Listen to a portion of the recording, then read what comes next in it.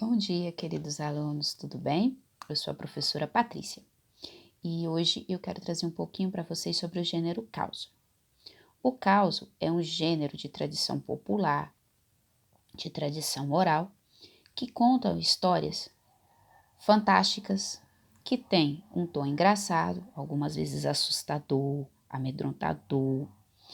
Então, no geral, os causos, eles são contados de geração para geração, na tradição oral, na tradição popular, com aquela linguagem bem interiorana, com marcas linguísticas que a gente consegue perceber que são típicas de uma determinada região bem do interior daquele lugar.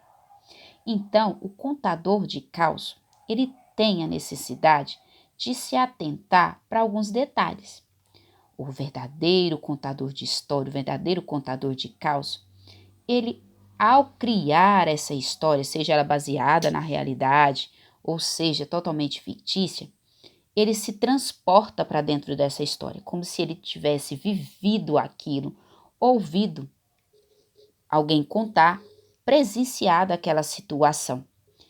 E para contar esse caos, ele utiliza de uma linguagem, bem interiorana, com as variações linguísticas daquele lugar, com aquele sotaque tipicamente, carregado do linguajar interiorano, num ritmo gostoso, típico, por exemplo, aqui em Goiás, típico do sertanejo, do caipira.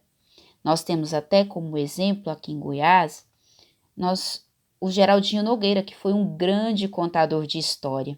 E hoje tem o filho dele, João Nogueira, assim como nós temos vários outros. E se vocês tiverem interesse, vocês podem buscar nas páginas da internet, especialmente no YouTube, que vocês encontrarão vários vídeos desses dois que eu citei, assim como vários outros, contando causos bem gostosos. O causo, por ser de característica tipicamente de tradição popular, trabalhando com a cultura folclórica, com as crendices, as tradições, por mais que às vezes conte algo baseado na realidade, aquele tom de fantástico, de sobrenatural, de exagero, é típico do caos. Hoje eu quero trazer para vocês como um exemplo um caos que está nesse livro aqui, Causos do professor Humberto Milhome. Esse livro foi publicado pela editora Kelps. O professor Humberto, infelizmente, faleceu em 2015. O professor Humberto era formado em Direito e em Letras e era um grande amante da literatura, um exímio contador de histórias. Adorava contar histórias, declamar poemas. Ele era maranhense, mas apesar de ter vindo muito jovem para Goiás, porque ele morou aqui em Goiás desde muito jovem, ele nunca esqueceu as suas origens, as suas raízes maranhenses. Então, ele resolveu eternizar algum desses causos no seu livro para lembrar da sua tradição, da sua raiz, da sua cultura ali maranhense. O conto que eu escolhi foi esse, o conto do pijama. Aqui nós temos a ilustração pela Marina Tai. Observe aqui, pela ilustração a gente já consegue perceber a mãe e o filho. Observe que a mãe está ali com algum instrumento, para dar umas pancadas, uma surra. A mãe bem brava. E o filho, com a cara ali de amedrontado, assustado, sabendo que aprontou alguma coisa e que vai levar a devida correção.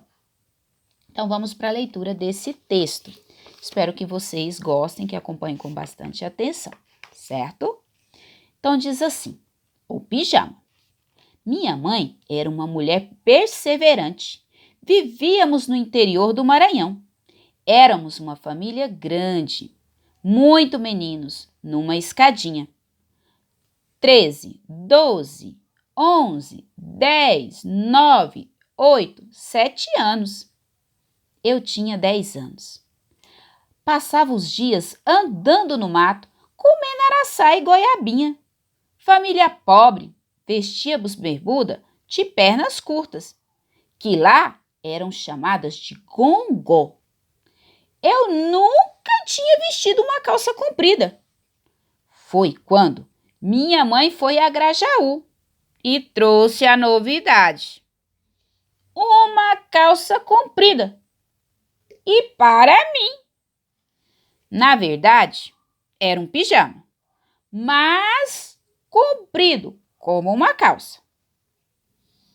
Eu nunca tinha dormido de pijama, muito menos comprido.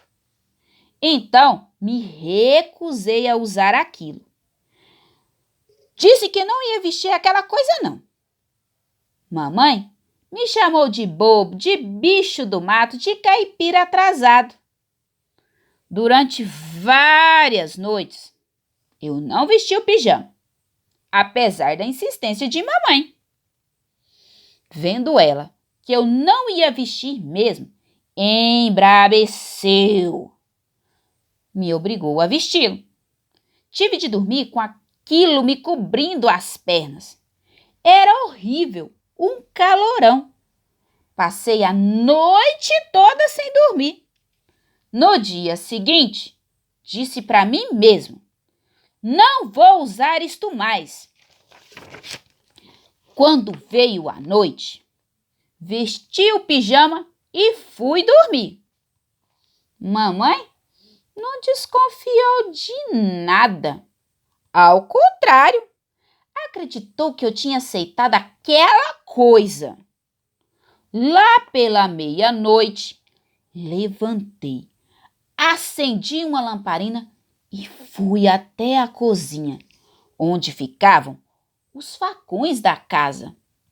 Pus o pijama em cima de um cepo, peguei o facão e cortei as duas pernas, fazendo um gongó. No dia seguinte, mamãe descobriu tudo e ficou furiosa com o meu atrevimento. Prometeu me dar uma surra. Quis me pegar, mas eu corri para o mato. O quarto da mamãe era junto do meu. Fomos dormir. Na verdade, apenas me deitei. Não conseguia dormir, pois sabia que mamãe era perseverante e cumpria as promessas. Alta noite, ouvi um barulho do quarto dela. Levantei discretamente. Quando ela chegou na rede, eu já pulava a janela e caía no mato, correndo. Corri tanto até chegar no descampado, debaixo de um pé de mamão selvagem. E agora? Como eu iria passar a noite? Me lembrou que por ali tinha muita cobra cascavel. Não podia dormir ao relento. Foi então que eu tive a grande ideia. Abri uma cova no chão, peguei um talo de folha de mamão para respirar. Pus uma ponta na boca e me enterrei todo, deixando apenas o talo de mamão de fora, e dormi. Foi uma noite tenebrosa. Quando o dia amanheceu, saí do buraco e percebi vários rastros de cobra por cima da terra. Ainda não foi dessa vez que as cascavéis me pegaram. De volta à casa, eu andava sempre cauteloso e desconfiado. Mamãe fingiu não ter acontecido nada, disfarçava. Papai ralhou comigo por ter estragado o pijama. Um mês depois, eu brincava dentro de um pilão de arroz, quando mamãe veio por trás e me pegou pelo pescoço. Agora vamos conversar sobre o pijama, rapazinho.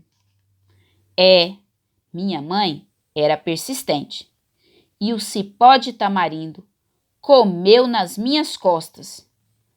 Até hoje, tenho as marcas. Esse foi o causo escolhido, causo do pijama do professor Humberto Milhome.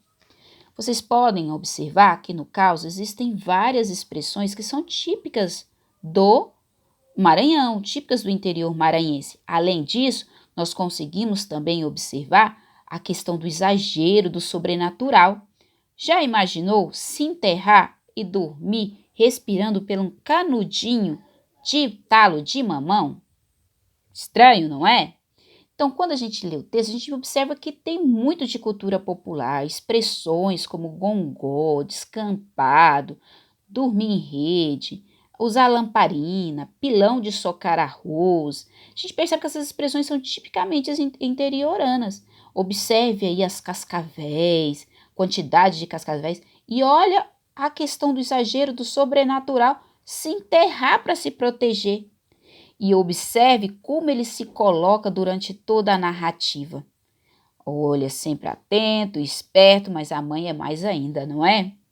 Então, a gente consegue perceber essa versão bem gostosa do caos, do contar o caos. E olha como ele termina dizendo: até hoje tenho as marcas, trazendo para a realidade, né, chamando a atenção nesse tom de exagero. Espero que vocês tenham gostado e que possam tornar contadores de caos, quem sabe até contando essa história para os seus responsáveis, amigos e familiares. Até a próxima!